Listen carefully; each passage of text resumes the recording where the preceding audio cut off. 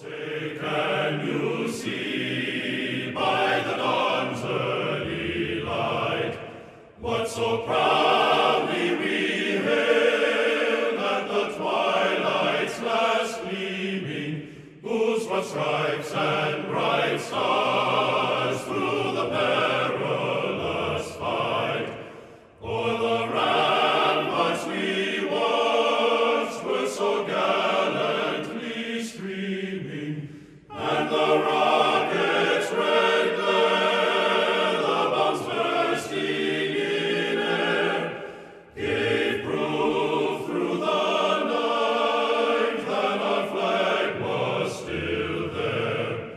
Oh, say does that star-spangled banner yet wave o'er the land of the free and the home of the brave?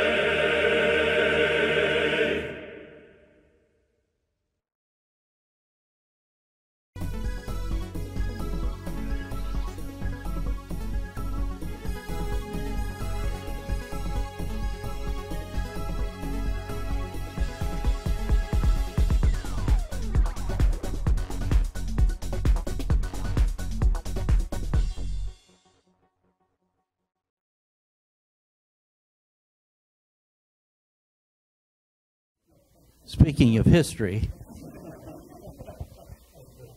actually the year I was born, 1937, was special in our speaker's historical thinking today, and because that, if you all, I'm sure, received your emails and so forth about today, 1937 was when the murals were commissioned by priest Albert Zager. We're lucky today, and daring, and Ricka,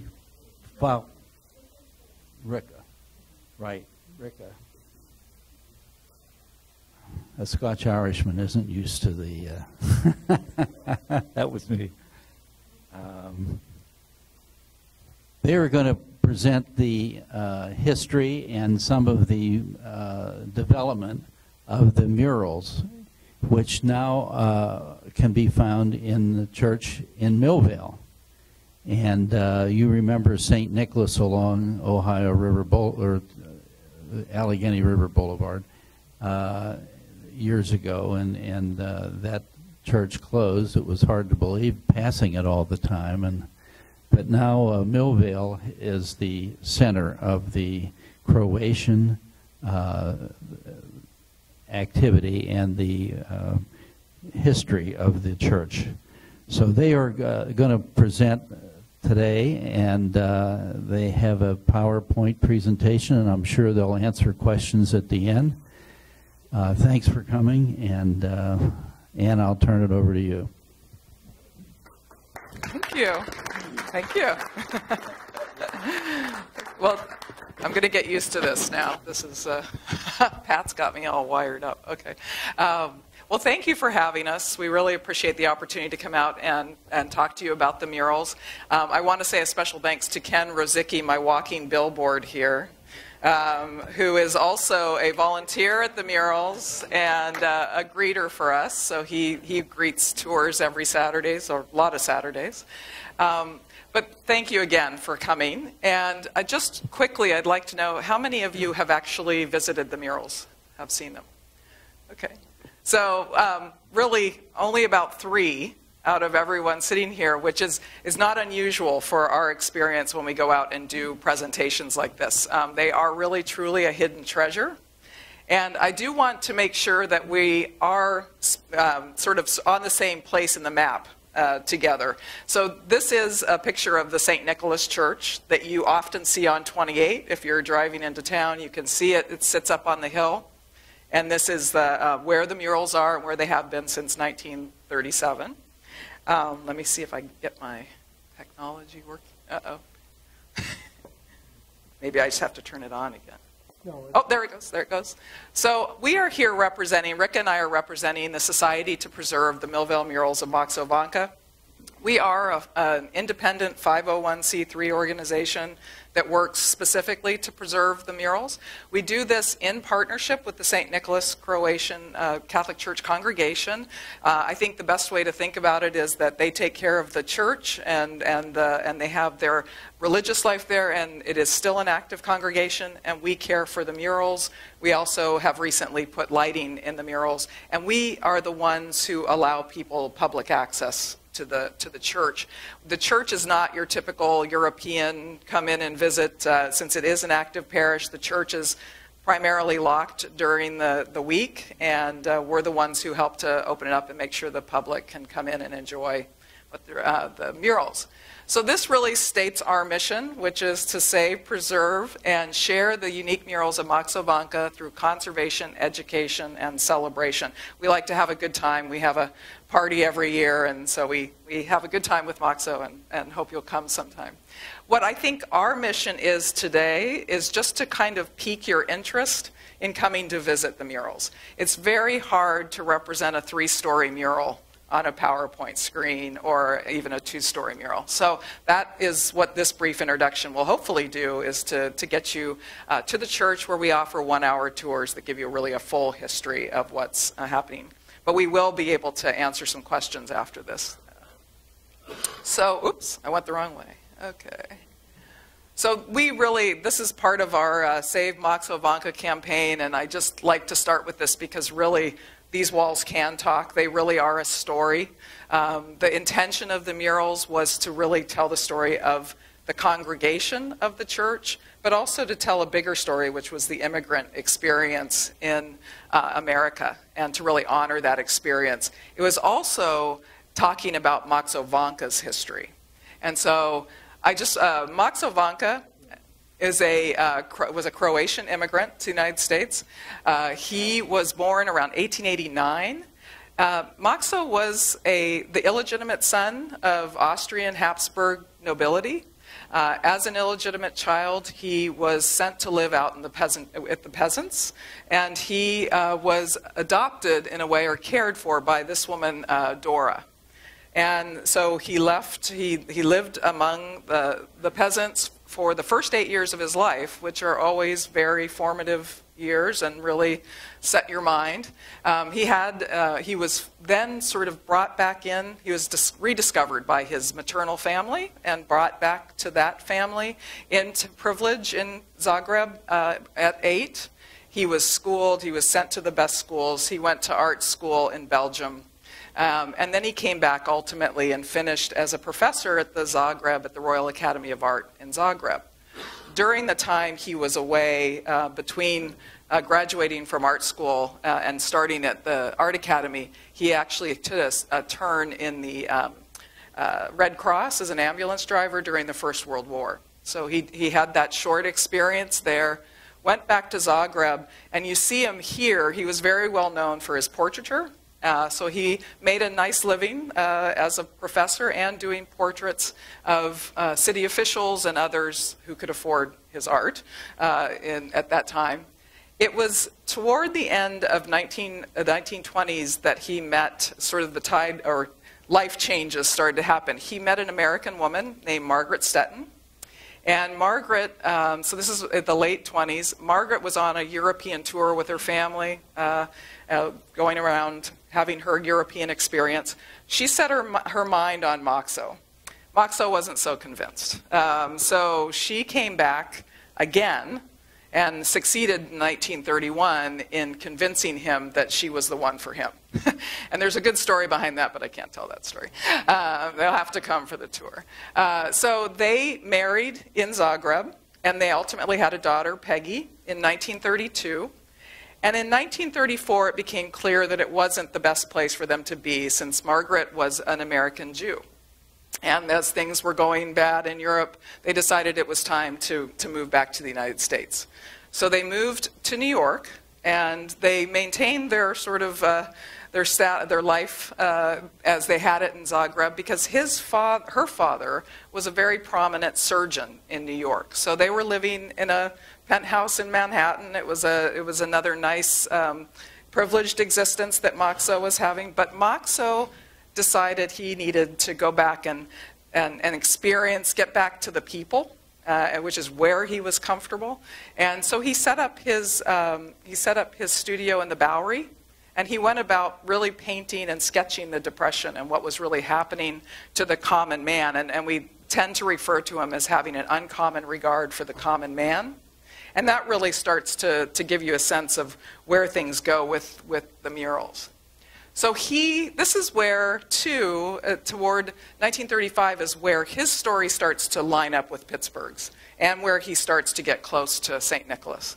So he decided he wanted to go around the United States, and he wanted to see what was happening in the industrial centers. So he traveled with another Croatian immigrant, Louis Adamic, and they went around to Chicago, Detroit, D.C., they were everywhere, and they came to Pittsburgh in 1935. And Moxo, being the person he was, said, drop me off at the river. I'm going to stay in a rooming house. He stayed at a rooming house down by the river. He didn't want anyone to know he was there painting or doing. He went around the city, and he painted what he saw. And so he sketched this. And toward the end of 1935, when he was there, the consulate found out he was there. I think Louis Adamic whispered in somebody's ear that he was there. And they ended up having a show here at a gallery in Pittsburgh. And we think that's where ultimately Father Jagar had seen his work, and sort of those wheels started to move and start them coming together. So I wanted to stop Moxo's story for a minute, because we've just left him in Pittsburgh. He's gone back from 35, he's gone back home, and he's there painting, doing what he wants to do. So meanwhile, in Pittsburgh, and we were talking about the churches, around the turn of the century, there was a parish founded on the north side, the St. Nicholas North Side. Toward the 1900s, though, the number of members of that parish was so large that it needed to split into two. And I've heard it quoted anywhere between 30 and 50,000 Croatians were living in this area at the time, working in the mills. And so there was demand. And they split the congregation, and the first church building was built in Millvale in 1900. The one on 28 that is now no longer there was built in 1901. There is a little competition around who got there first. But this one was dedicated in 1900. It was then destroyed by fire in 1921, but quickly rebuilt. So they rebuilt it quickly. They really built up a lot of debt in doing that. Meanwhile, Father Jagar had come from Croatia, and that was sort of the custom, to have Croatian priests come to serve the congregation with the language, the Croatian language. And I should say that St. Nicholas still has a Croatian Mass once a month, so you can still come and hear it. So this church is rebuilt. No money to put anything on the walls, to do anything but have the services. Father Jagar comes in 1927 to the Northside Church, and then in 1931 he's moved over to St. Nicholas to help them relieve their debt, and then to be the leader of that parish. So this is a picture of Father Jagar post Vanka's mural, but you get a sense of the man. And when he got to the point where he could afford it, and I think, too, had possibly seen Moxo's work in Pittsburgh, it was time to paint the church. And he really wanted to do something different. He really wanted to tell the story of the congregation. He didn't want traditional church murals. And we really are talking about the entire church is white. So there wasn't anything on the walls. The altars were there, but that was really it, the stained glass. This is the quote that we have, but I still think that what happened is he probably saw his work in Pittsburgh. I think doing a Pittsburgh 6 degrees of separation type thing, they both had the friend Louis Adamic. And so they came together through Louis Adamic. And this is Father Jagar's story that he said, he just called him up and was kind of like, you got to come. I need you to paint my church. And Vanka came. He was living still in New York, came over, looked at the interior of the church, agreed to do it. This is early 1937. Said he'd be back in April. Gave him some instructions about how to prepare the walls and how to erect the scaffolding. And he didn't consult OSHA, which you will see when he did that. And Vanka came, and this is a picture of the two of them together. That's Father Jagar and Maxo. They were similar in stature, probably about this big, and had that sort of energy, I think. Both are kind of thought to be a little bit mystical in their thinking. They were really a meeting of the minds, too. They were both kind of very socially minded and had experienced a lot in their time in Europe and really had that deep-seated within them. So he's here in April, and I promise to keep moving through this, but so Rika has time. But this really became a quote. Maxo really viewed this. We refer to the murals as his gift to America. And he felt that this was his gift back to the country that had sheltered him, and he placed a safe place for his family. And these are his only murals. He did not do, except in his dining room in his house, he did not do a big set of murals like this anywhere else. One of the things we love about Maxo is he tells what's happening by sketches. This is his sketch of Millvale, him arriving at St. Nicholas Church. And that arrow at the top, oh, I've got a pointer, okay. That arrow right there, above it in Croatian says, this is where Maxo sleeps. And that's the rectory. And this is cartoons that he'd sent back to his daughter Peggy and his wife when he was here. And he lived with Father Jagar. But you can see the mills in the background and the rivers and all. He continued to sketch while he was doing this. I don't know how he did it, because he was painting from about 9 in the morning till about 3 in the morning. He was just at a crazy pace. Because Father Jagar said, you're coming in April, but I'd really like to show the congregation something by June. Do you think you could have something done? And I should also say, and Rika can speak more to this, just obviously these are not true fresco paintings because the plaster was dry. That's correct. But and she can tell you more about what he was painting with, but it is essentially a water-based paint. These are more of the sketches. As I mentioned, this is not OSHA compliant in any way, shape, or form. He has himself those balanced on his head, or cans of paint and things, and he's walking down. And clearly he was painting, as I said, from 9 in the morning till 3 in the morning. So if services were going on or things were happening, it's possible he was painting there. We do have one report of him dropping paint on a wedding dress. So that wasn't really good. But the curious thing, and Ken can speak to this because Ken went to school at St. Nicholas, is that ultimately the murals were there, but they weren't truly integrated too much into the church. Ultimately, as far as the church was concerned, I think is ultimately. I'll talk a little more about that. This is where he started. He started with Mary, and Mary's the main altar mural. This is the 3-story mural. And of course, you see him here on the scaffolding with Mary. The thing we really love that Mary does too, besides obviously being the centerpiece for the murals, is that she really sets the stage for all the things that you start to see in the murals. So you have the mother image is very present throughout.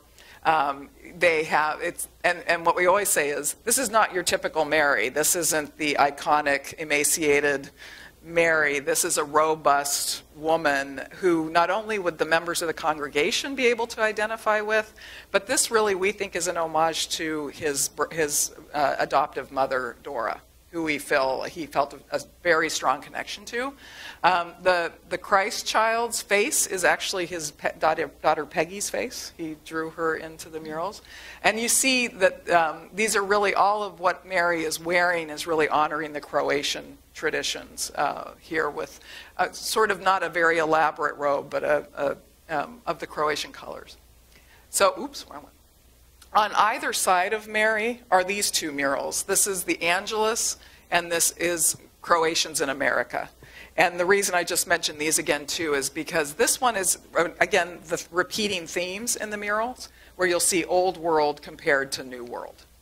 And you'll see, too, that Maxo pulls a couple of figures from the Old World, and he puts them in the New World over here.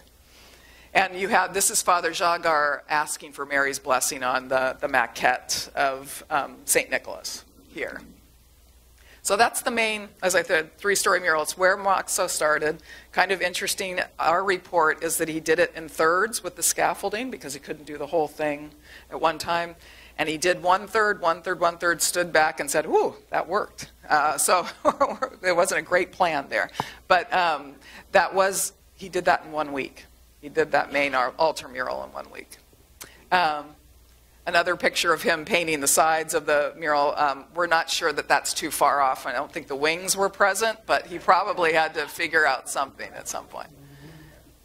On the side altars are the crucifixion and the Pietà. And this is the only one where he used a model, and this was a black mill worker that he had found in the Millvale area he felt had the physique of Christ, and so he used a model for this. But now you've seen what probably were the only real prescribed murals that Father Jagar gave to him, which was Father Jagar said, religious imagery at the front, the rest is really yours to do with what you want. And that's, again, a lot of space to make a statement. But he had these two. And then in the barrel arches, there are arches in the church outside the main, there are the 4 evangelists. And again, here you see him. These are probably his most formal paintings, portrait type things. So there are 4 of them that sit in the arches. And again, it's hard to present scale here, but these are large, large images. That's a metallic paint or something behind that. Rick can talk about that as well, which we believe is also behind, which we know was behind Mary as well, but had been painted over at some point. But these have not been cleaned yet. Here he is starting the last of his last 2 murals of the 1937 series. And this is the sketch here, obviously him painting here. And the one thing about Moxo, and we get to these 2, which are the last 2 of 37, he painted from experience. He was telling stories, and real stories. This is the story of a soldier who was mortally wounded, found his way back to his village in Croatia, and found his mother, and you can tell it's his mother because she has the blue sash across her breast, and he died there in his village. What Moxo's also talking about is the endless war and the costs of war is what he is really projecting here. We know that this is mourning dress for this area in Croatia, which is why, too, we can compare that to this one, which is in the New World, the dark mourning clothes of women in the New World. This is based on an actual mining disaster where one mother lost 4 sons in one day in a mining disaster. This one is called Croatian Mother Raises Her Sons for War, and this one is called Immigrant Mother Raises Her Sons for American Industry. And the one other thing that we can show on here, which is the good work of our conservators, if you'll see these little blocks, these squares here, and it's much more easy to see when you're there, those are the squares of dirt. That's how dirty these were just about 5-6 years ago, before they were cleaned. So they left them there so we could tell. So this is the end of this first series, and that's anywhere, you can count 11 to 13 murals within this series. How long do you think it took him to finish that? He painted a mural about once every 4 days after Mary. Again, remembering that he was painting alone by himself at the time. We've seen, Ricka may have this sketch in hers, but we have seen images where he's lying on top of the scaffolding with a couple wine bottles and some coffee and stuff laying around, so that might have helped. Right after these were completed, they got a lot of attention nationally. Time magazine did an article on them, and these are pictures of people coming to view them. And this was the quote in Time magazine in 1937, identifying St. Nicholas as having this very important set of murals. It's important to say, too, that the church, because of the murals, in a way, are on the historic register, National Historic Register of Places. So I'm going to get us through 1941 here. Between 37 and 41, his family went from New York to Bucks County. And they still have a house now near Doylestown in Bucks County. And that's the farm that became his studio where he worked. Father Jagar was an absolutely amazing fundraiser. He went out and raised a lot of money again between 37 and 41 to bring Moxo back. And he brought Moxo back. And this is where Moxo got a bit more political, a bit more activist in his message. These are the high walls over the windows on the side walls. You have the Old Testament here and the New Testament, the hand of God, handing the tablets to Moses. And on this tablet is the fifth commandment, thou shalt not kill. And if you think about the timing, Moxo came to Croatia, back to St. Nicholas around July. So Croatia had just been invaded a few months before, and things were terrible, and those was before Pearl Harbor, obviously. Then you have the New Testament wall on the other side of the church. So again, you have these parallel murals. The keys to the kingdom being given to St. Peter. And then you get probably four of the more dramatic images that most people can identify with or know. These are the angels. These are roughly 2-story murals that sit below the Testament walls. These two, oops, wrong one. Oh, sorry. These two are below the Old Testament wall. This is prudence. Prudence, meaning prudence, but also thought to be a caution to the immigrant population of the church to blend in, be part of your American home now, be careful. This is Mati, 1941. This is Mother Croatia on the cross. Mother Croatia in chains, can't help her people. Again, these are things that are so hard to describe on PowerPoint, so they're worth a view. This is the one that, on the opposite wall, this one comes below St. Peter. This is injustice or justice corrupted. So the unbalanced scales, the bloody sword. I always think it's very significant that this one is standing firmly on the ground, and if you get close, she is standing on people. She's crushing people underneath her feet, and people are begging for her mercy. And then you have the hooded portion. If you get close to those eyes, they look like eagle eyes. So they're gold in color. A lot of different thoughts about what she represents, and the gas mask being there partly to represent war, but also possibly to give us the freedom to put whoever we believe belongs behind that mask at any time. Behind that mask is what I'd like to think. You have the unbalanced scales. On the opposite side, you have the balanced scales of justice. And justice is floating above the earth here, the light of knowledge. And I'd like to point out, too, that Vanka obviously painted some stark images, but he always managed, in most of them, to put a bit of hope in them. Here's a blooming linden tree, which is the tree of Croatia. So there's a little hope. He was a naturalist, very into nature. There's not really much hope here, but then you come back in justice to that one.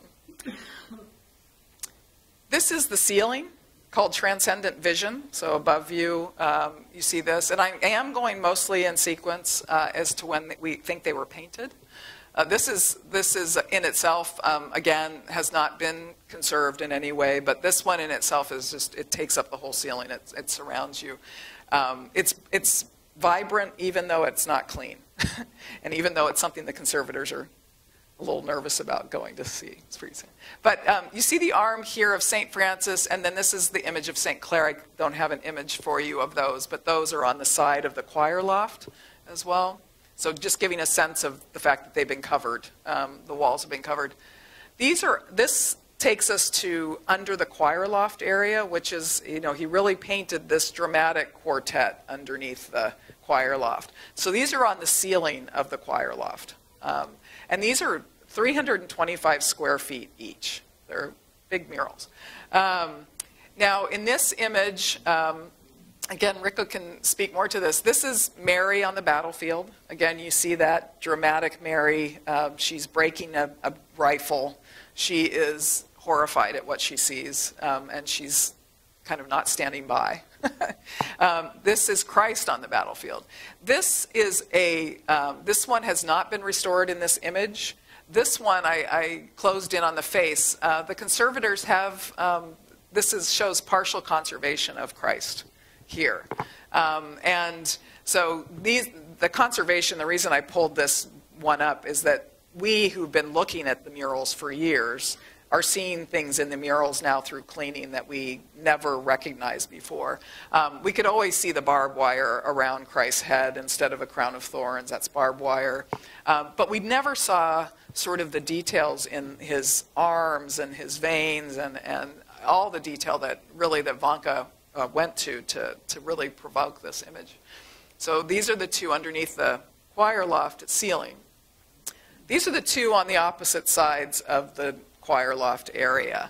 On the left side is the capitalist, and on the right side is the simple family meal. Again, you have the contrast between two parts of the world. In Pittsburgh, probably pretty meaningful. Pick your capitalist, I think, in a way, a little bit. But you have the rich man at the table ignoring people asking him for food. Over here, you have Christ with this scene of a simple family meal. And you have the mills in the background, so we know where we are. This is his daughter, Peggy. He painted her here with him. And this, interestingly enough, used to be the mayor of Millville. So there was a little bit of a controversy because he's a Lutheran, but they did paint him into the church because he was very generous to all of the churches of Millvale, and especially to the nuns of St. Nicholas. He would provide them with coats and blankets every winter and everything. So we believe, mainly because he says at the bottom of the capitalist, "Thanks be to God." This was his last mural in 1941. So he came again, and I kind of gave you a hint because of the dates on that slide, but he came and finished these murals. And the thing that you also don't see is that he really did cover all areas of the church. There are big pillars that are now painted gray that had geometric designs, and really he covered it from floor to ceiling. So he came and did these in about 12 to 16 weeks. We have a bit of a debate about how long it took. But again, he was working at that pretty furious pace. I wanted to go back now to our mission, which again, is to really sort of be in places like this, telling people about the murals and helping to engage them in our work, which is to save and preserve the murals. And I just wanted to give you a quick sort of sequence of what we've been doing. So we're in 41. Moxo came back in 51 and painted the front of the choir loft. And it was around 1959 that Father Jagar continued to have some lament about the fact that the church still wasn't getting much recognition locally a lot of times. And you did, and I have it in print, he did say, in 100 years, this church will be famous all around the world, and Pittsburghers still won't cross a bridge to see it. It is in print that he said that. But it really did stay, they stayed hidden for a long time. Dave Demarest, who is a professor at CMU, wrote a play about their creation in 1981, and it was put on at the church. And for the first time, they put lights on the murals. I mean, before that, if you came into the church, you had to look at them with flashlights. If services were going on, if mass was going on, or school, the school was there, church lights would be on, but those don't light the murals. Those just light the pews, really, for the most part. And so in 1981, people saw these murals for the first time, really, and it ignited sort of an interest among the congregation, as well as around the community about saving them and what their state. But it was really around lighting them. They weren't thinking about the condition and the long-term care of them. So in 1991, they formed this organization as an independent 501c3, knowing that to get public or private support, to get the public invested in the project, it would need to be out from underneath the Catholic Church's purview. And so that's the reason. It was and it was the congregation, members of the congregation that founded it, and they realized that. So there was a very direct intent to create the organization to do that. In 2001, Heinz History Center did a retrospective on Vanka, so more people were getting to know him. We also, you may have seen it, WQED has Rick Seaback has done some work on the murals. QED has a special on the murals narrated by Andy Masick. And so people were getting to know them. But in 2008, they brought Gift to America back to the church as part of the celebrations here in Pittsburgh of the I can't remember which 200 or 250 or something. And they filled the church 4 nights in a row, which means about 1,200 people saw this play at that time. And that was really the kickoff. That really sort of started it again. So the society started in 2009 an ambitious campaign now to conserve light and raise awareness about the murals. And we're really glad we didn't have the money we needed to do the lighting when we wanted to do them, because we really think that the lighting technology at that time probably would have fried the murals. So our delay was fortuitous, I think. And so we started a campaign, so really that means fundraising, obviously, for what was a really not very well-researched goal, I think, on our part, because we were estimating somewhere around $350,000 for the restoration and lighting project, and we now estimate closer to $1.5 million that will be needed to do that. But our docent program started in much more sort of being more proactive, so offering regular access, and the progress continues. So part of what we do, and the funds that we've raised to do what we do, I think it's really important to say, we don't cannibalize the support of the church. The church, the congregation supports its church and the life of its congregation. The majority of our funds, and we've raised almost $1 million to date, is 50% institutional, so foundation support, and 50% individuals from the community. So we really have garnered a lot of support, especially as awareness grows about them. So we do conservation, and this shows a before and after image.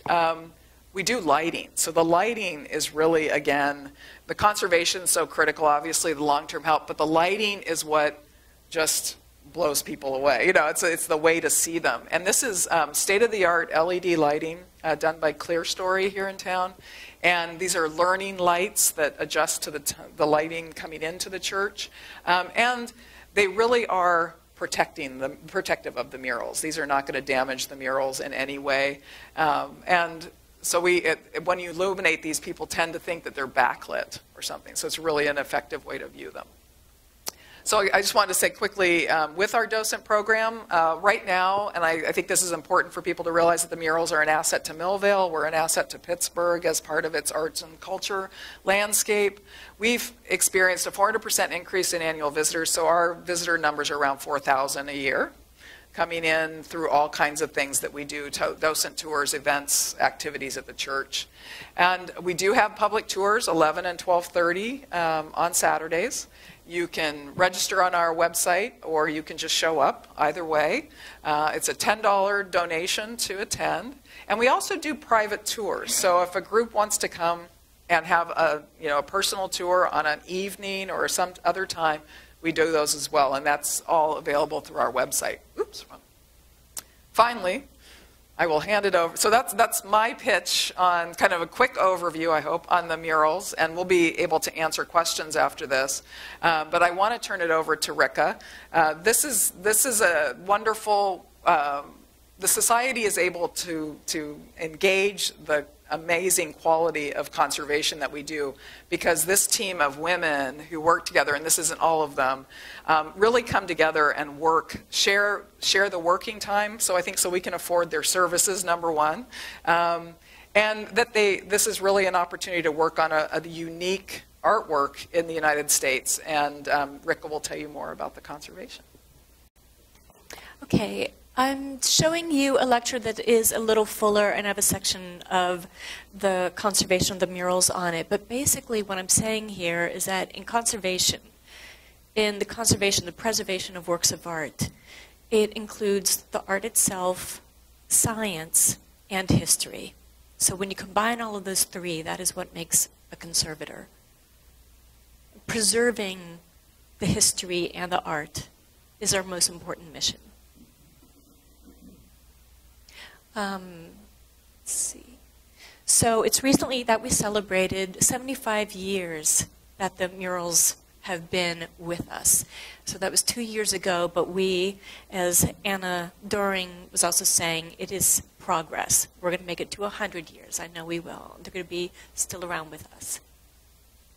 So we're showing some of the same pictures, showing here the church in Millvale, both the facade and the cartoons that he drew for Peggy. More pictures of Maxo working.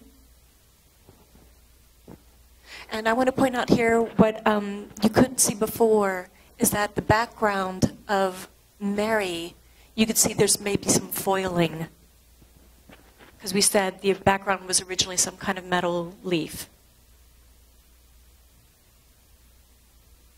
So we're just going to go back to look at this.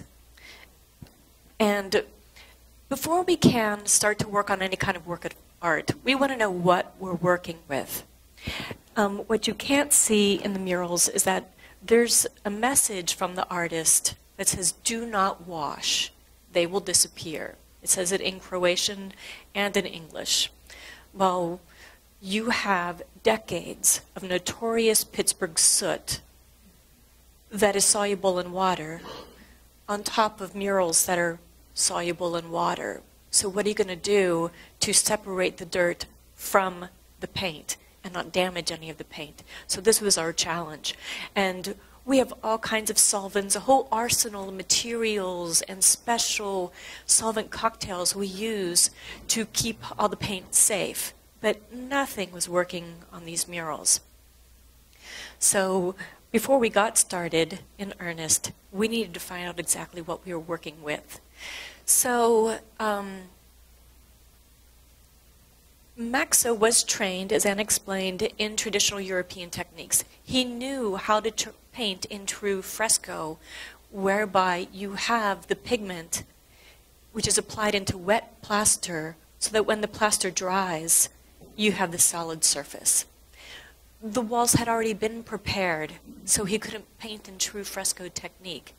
But he did have time to work with some of the contractors and say how he would like them to be prepared, at least, that he could do his work. So he was planning to use tempera painting. And in all these numerous contemporary accounts, everybody said he used tempera. Tempera can be a lot of different things. You have true tempera, which is egg yolk with pigment. And when you paint in that technique, you have a little tiny brush and you make tiny strokes side by side, and you can see those little brush strokes. Now, in all these images, we have no cartoons of Vanka himself with lots of eggs. Because even Rothko, who is known to have painted in tempera, you see him with, a carton of eggs next to him. With all the eggs that would have been needed here, we see no egg in any of his drawings. And plus, it's a time in history when food is precious and you can't just use eggs up like that to paint the 11,000 square feet here. You have tempera is also known as distemper, where you have glue and pigment. This is also called secco. Now, we have true fresco, where the pigment is bound in the plaster, and secco is when you apply it afterwards. So you have your pigment and you have glue and you paint on top. And it looks like essentially that is what we have, but what we did is analysis. So we sent a sample of our paint to an analytical firm, and now Christie's has taken that scientific analysis for the scientists for themselves. So we're lucky we got to work with him when he was still in private practice. But we took an unknown sample in a brown area of paint, and now this is FTIR, Fourier Transform Infrared Reflectography. I don't know if any of you are scientists, and you may be familiar, but it's a good way to test organic binders. So what we have here is we compared it to a control of a protein binder, which is consistent with a glue. Glue is made from either rabbit skin, casein, which is a cow-based protein. And then here we also see the aluminum silicate, which might be something else that is in the pigment itself. And we also compared some of the peaks with a control for gum, which is a plant-based adhesive that you'll find in watercolor and gouache. So we see this confirmation that it's both protein and gum. And normally when you have something painted in casein, it is pretty hard bound. It's hard to remove. But with the addition of the gum, we think that might make it as water sensitive as it is. And what we do know in contemporary accounts, when he started to paint in April, I guess it was warm, and he tried to make his own casein paint from cottage cheese. But there are reports that it was so messy, it was so warm, that it didn't go very well, which is when there are other accounts that say that he moved on to something commercial. But so it would take a little more analysis and a little more funding, actually a lot more funding, to determine which kind of protein it is, whether it is a rabbit skin glue or a casein. But what we do know is that it is water sensitive, it consists of protein and gum, and this is the medium, this is the paint that he used. And we could see him working here doing the underdrawing. We know that he did do some sketches beforehand, that he drew them out, and when Anna said that, he said, oh, that worked. Because when you work up close like that, it's really hard to stand back and get perspective on the work that you're doing. And when you have the scaffold set up, you're working in different stages. It's still hard to see everything all at once. But I do want to point out, too, that you see this traditional pattern on the side next to him. Today, that wall is painted gray. But originally, it was white and blue and green, and those are traditional Croatian patterns. So I just want to point that out while he's working. So there are many things that contribute to deterioration of any kind of work of art. In this case, in Pittsburgh, we have the decades of pollution from industry and auto emission. We have water damage and minor losses. And then we got lucky and had the tail end of Hurricane Francis and Ivan in 2004. And if you've ever been to the Grant Bar or in Millvale, there's a sign posted at the bar that says where the water levels were. Millvale flooded. And so what we have here in 2004, the roof was damaged, and now we have all the source of water coming in. We also have modern paint application. So Vanka painted in a protein and gum binder, and that was also traditional, the material that was on the walls and all the patterns. But in renovations and just keeping the church up, they had painted new surfaces on top, whether it's some kind of acrylic, a latex paint, an interior paint. Those are synthetic, and they kind of act as a water barrier, and it contributes to the problems that we're going to see. We have also previous conservation interventions that contribute to the damage that we have seen today.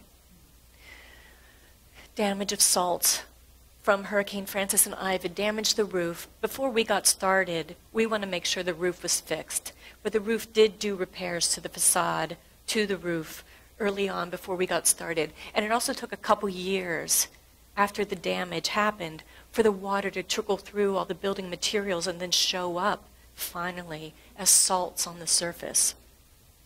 But what I'm showing here, what I want to show you here is the third button down is the okay.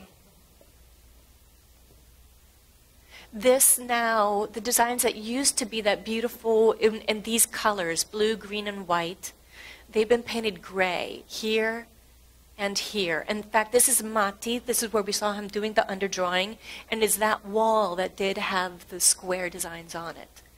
But now it has a couple layers of modern latex paint, as does this one. But what you can see, when water comes down, when it trickles through the building, and it carries some of the materials, minerals that are in the rock, that are in the masonry. But then when it wants to dry out on the surface, this layer is not water permeable, so the water then will trickle out to the path of least resistance, which is these porous murals. That's why all the salts, when they come out and they come to the surface, chemically, it's also different now. And microscopically, those little particles are much bigger, which is why they push the original paint off the surface. But the salts show up as this white, fluffy material. And this here is a sign of previous restoration that took place in about 1996. And as Anna said, that fortunately we didn't start any lighting at the time because technology has come so far. And again, in 1996, our technology and conservation was only so far. So I'm showing you the salt's damages, and it's selective in these corners in particular. Here's a detail of the synthetic adhesives that were used, but you see the original surface kind of chalky and matte, and then having these synthetic adhesives, it saturates that paint. So that was not the intent of the artist. And then we also see new damage, new salts.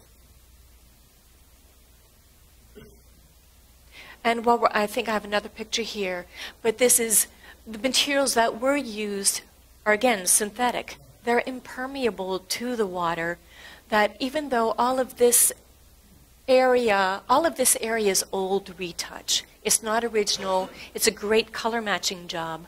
But the materials that we use, we generally think are inert and very smart. Whenever we practice, we have to do something to a painting, a work of art that is easily reversed. Should there be any problems in the future, we don't introduce any new problems. In this case, it didn't work out so well. So our team, we didn't find the previous solutions very elegant. It wasn't the best. It had some shortcomings anyway in what it was trying to do to save the murals. And even then, we have this retouch, but now you have a whole ring of new damage that formed because the water's going to the path of least resistance, not coming through here. But if you were able to touch the wall in that area and press on it, you would have puffs of some of the salts coming out.